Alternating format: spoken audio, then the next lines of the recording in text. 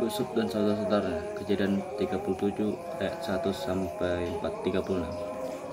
Adapun Yakub, ia diam di negeri penumpangan ayahnya, yakni di tanah Kanaan. Inilah riwayat keturunan Yakub.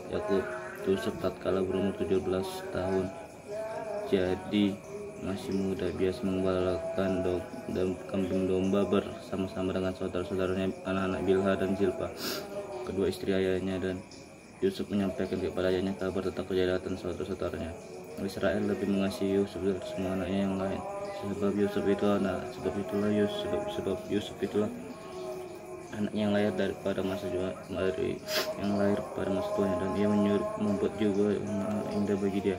Setelah dilihat oleh saudara-saudaranya bahwa ayahnya lebih mengasihi Yusuf dari semua saudaranya, maka bencilah mereka itu kepadanya dan tidak mau menyapanya dengan ramah.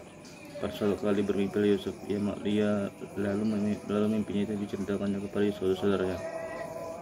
Sebab itulah mereka lebih benci lagi kepadanya, karena katanya kepada mereka, coba dengarkan mimpi yang kumimpikan ini. Tapak kita sedang dilarang mengikat berkas-berkas gandum, lalu bagilah berkasku dan tegak berdiri. Kemudian datanglah berkas kamu sekarang mengelilingi dan sujud menyembah kepada berkasku itu. Lalu saudara-saudaranya berkata kepadanya, apakah engkau ingin menjadi raja atas kami? Apakah engkau ingin berkuasa atas kami? Maka makin bencilah mereka kepadanya, jadilah karena mimpinya dan karena perkataannya itu. Lalu ia memimpikan pula mimpi yang lain yang diceritakannya kepada saudara-saudaranya. Katanya, aku bermimpi pula, tampak matahari, bulan dan 11 bintang sujud menyembah kepadaku. Setelah hal itu diceritakannya kepada ayah dan saudara-saudaranya, maka ayah ditegur oleh ayahnya. Mimpi apa mimpimu itu? Masakan aku dan ibumu serta saudara-saudaramu sujud menyembah kepadamu sampai ke tanah. Maka iri hatilah saudara-saudaranya kepadanya, tapi ayahnya menyimpan hal itu dalam hatinya. Yusuf dijual ke tanah Mesir. Pada suatu kali pergilah saudara-saudara yang mengembalakan kambing domba yang dekat Sikem. Lalu Israel berkata kepada Yusuf, bukankah saudara-saudara mengembalakan kambing domba dekat Sikem? Marilah engkau kusul kepada mereka. Sahut Yusuf, ya Bapa.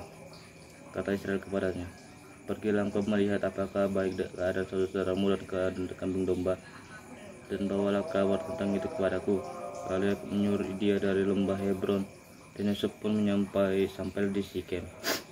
Ketika Yusuf berjalan ke sana kemari di padang, bertemulah ia dengan seorang laki-laki yang bertanya kepadanya, apakah yang kau cari? Sahutnya, aku mencari saudara-saudaraku. Tolong katakan kepadaku di mana mereka mengembalakan kambing domba.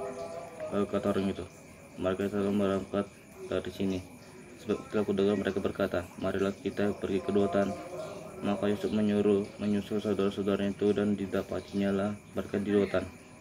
Terjauh ia telah kelihatan kepada mereka, tapi sebelum ia dekat kepada mereka, mereka telah bermufakat mencari daya upaya untuk membunuhnya.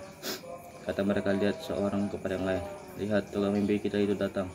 Sekarang marilah kita bunuh dia dan lemparkan dia ke dalam salah satu sumur ini, lalu kita katakan seekor binatang buas telah menerkamnya, dan kita akan lihat nanti bagaimana jadinya mimpinya itu. Ketika Ruben mendengar hal ini, ia ingin melepaskan Yusuf dari tangan mereka. Sebab itu katanya, janganlah kita bunuh dia. Lagi kata Ruben kepada mereka, janganlah apakan darah, lemparkanlah dia ke dalam sumur yang ada di padang gurun ini, tetapi janganlah apa-apakan dia. Maksudnya hendak melepaskan Yusuf dari tangan mereka dan membawanya kembali kepadanya. Baru saja Yusuf sampai ke saudara-saudaranya, mereka pun menanggalkan jubah Yusuf, jubah mahal indah yang dipakainya itu, dan mereka membawa dia dan melemparkan dia ke dalam sumur. Sumur itu kosong, tidak berair. Kemudian duduklah mereka untuk makan. Ketika mereka mengangkat muka, kelihatanlah kepada mereka suatu kafilah seorang Ismail datang dari Gilead dengan unta yang membawa damar, balsam dan damar ladan. Dalam perjalanannya mengangkut barang-barang itu ke Mesir. Lalu kata Yehuda kepada saudara-saudaranya itu, apakah untungnya kalau kita membunuh adik kita itu dan menyembunyikan darahnya? Marilah kita jual dia kepada orang Ismail ini, tetapi janganlah kita apa-apakan dia, karena ia saudara kita, darah daging kita. Dan saudara-saudaranya mendengarkan perkataan itu. Ketika ada Ada saudagar Midian lewat. Yusuf diangkat ke atas dari dalam sumur itu, kemudian dijual kepada orang Ismail itu dengan harga 20 shikal perak. Lalu Yusuf dibawa mereka ke Mesir. Ketika Ruben kembali ke sumur itu, ternyata Yusuf tidak ada lagi di dalamnya. Dikoyakkannya lah bajunya dan kembalilah ia kepada saudara-saudaranya. Katanya, anak itu tidak ada lagi, kemanakah aku ini? Kemudian mereka mengambil jubah Yusuf dan menyembelih seekor kambing, lalu mencelupkan jubah itu ke dalam darahnya. Jubah maha indah itu mereka suruh antarkan kepada ayah mereka dengan pesan, ini kami dapati, silakanlah Bapak periksa apakah jubah ini milik anak Bapak atau tidak. Ketika Yakub memeriksa jubah itu, ia berkata, ini jubah anakku, binatang buas telah memakannya. Tentulah Yusuf telah diterkam.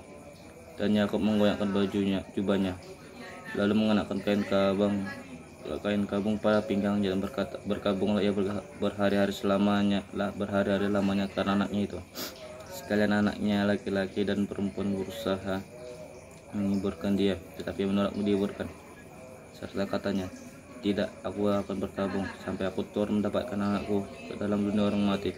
Demikianlah Yusuf ditangisi oleh ayahnya. Adapun Yusuf ia dijual oleh orang Midian itu ke Mesir kepada Potifar, seorang pegawai istana Firaun, kepada panglima raja. Amin.